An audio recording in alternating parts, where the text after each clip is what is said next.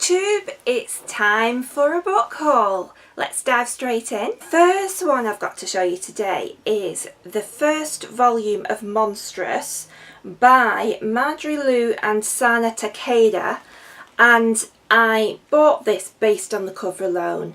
I saw it on Amazon as I was browsing through, and this looks absolutely brilliant, and I can't say that I know too much about it, but it sounds good. As you might know, recently I've been getting into steampunk as a new genre that I've never read before, and apparently this has steampunk elements in it. It says it's set in an alternate world of Art Deco beauty and steampunk horror.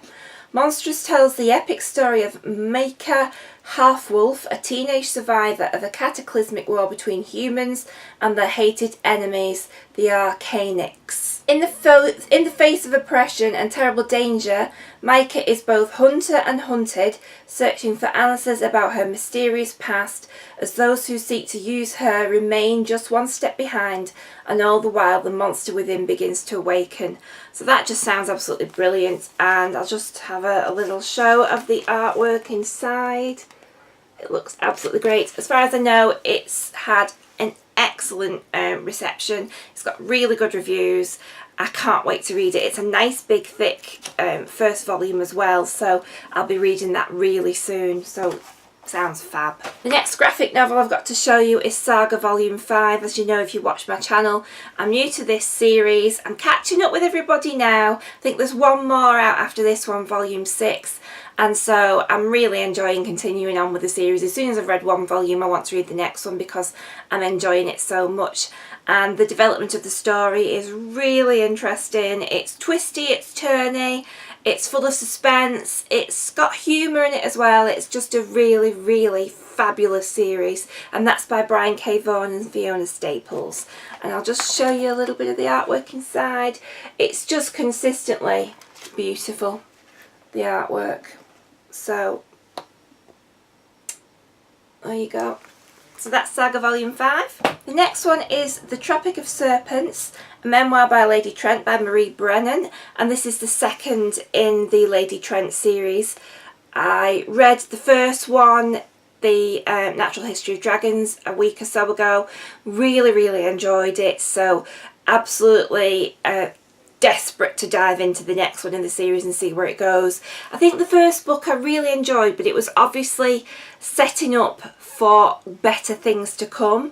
So I think a lot of the groundwork has been done in that first book, so I've got high hopes for the second one. And basically Lady Trent is, again, it's sort of a Victorian-esque kind of world that they live in, but all the lands and places have got different names, so it's sort of like a parallel universe to our Victorian era. And she is a lady scientist, which again, parallel to the Victorian era, was not the done thing in those times. And she's got an interest in dragons, and she goes on adventures all over this world that they live in to study them and learn. And then there's all sorts of capers and adventures and things that happen while she's there. So I'm quite keen to see where this goes next. The next one is the second in the Alexia Tarabotti series by Gail Carriger, and that's Changeless. And this again is set in an alternate Victorian London where werewolves and vampires are part of everyday fabric of life. They are not the enemies that people have perceived them to be.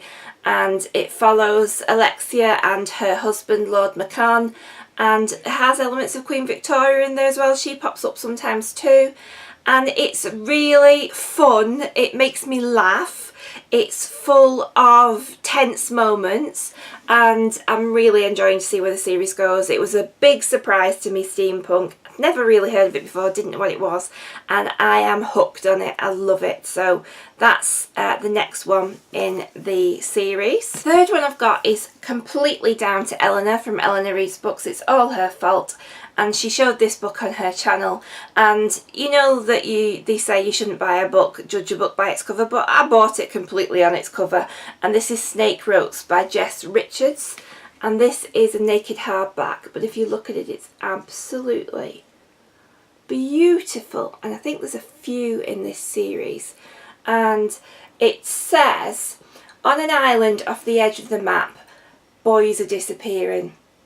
The day the tall men came from the mainland to trade, Mary's little brother goes missing. She needs to find him. She needs to know a secret that no one else can tell her. Jess Richards' stunning debut will show you crows who become statues and sisters who get tangled in each other's hair, keys that talk and ghosts who demand to be buried. In the tradition of Angela Carter and Margaret Atwood, she combines a page-turning narrative and a startling original voice with the creation of subversion of myths. So that sounds brilliant. So although it's got a beautiful cover, it sounds like it's a beautiful, fabulous read as well. So there's that one. The next one I've got to show you again is just prepare to be dazzled by the beautifulness of the cover, and that is The Muse by Jessie Burton. And this is the same author who wrote The Miniaturist, which I read last year, and I liked The Miniaturist but I didn't love it. But apparently this is superb, it's so much better. I'll just zoom in on that, some of the details on that cover, because it is beautiful.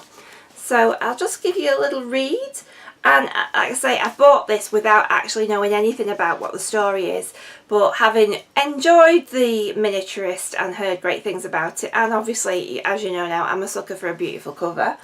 And it says, on a hot July day in 1967, Odelle Bastian climbs the stone steps of the Skelton Gallery in London, knowing that her life is about to change forever. Having struggled to find her place in the city since she arrived from Trinidad 5 years ago, she's been offered a job as a typist under the tutelage of the glamorous, enigmatic Marjorie Quick. But though Quick takes Odelle into her confidence and unlocks a potential she didn't know she had, she remains a mystery. No more so when the lost masterpiece with a secret history is delivered to the gallery. The truth about the painting lies in 1936 and a large house in rural Spain, where Olive Schloss, the daughter of a renowned art dealer, is harbouring ambitions of her own. Into this fragile paradise comes artist and revolutionary Isaac Robles and his half-sister Teresa, who immediately insinuate themselves into the Schloss family with explosive and devastating consequences.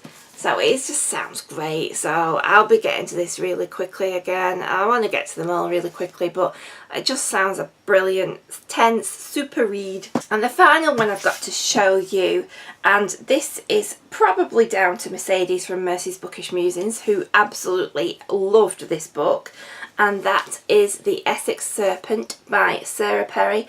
And again, another fabulous, beautiful, gorgeous cover. I can just zoom in on that. And again, I think this is historical fiction. Now, I don't see too much historical fiction on BookTube, but I absolutely love it. And it's got a recommendation by Jessie Burton on the back, so it sounds pretty good. And I'll just give you, it also has a recommendation from John Burnside, so I know that a lot of people like his stuff on BookTube. And the end papers are also beautiful as well, beautiful flowers. And so let's see what this one says. London, 1893. When Cora Seaborn's husband dies, she steps into a new life as a widow with as much relief as sadness.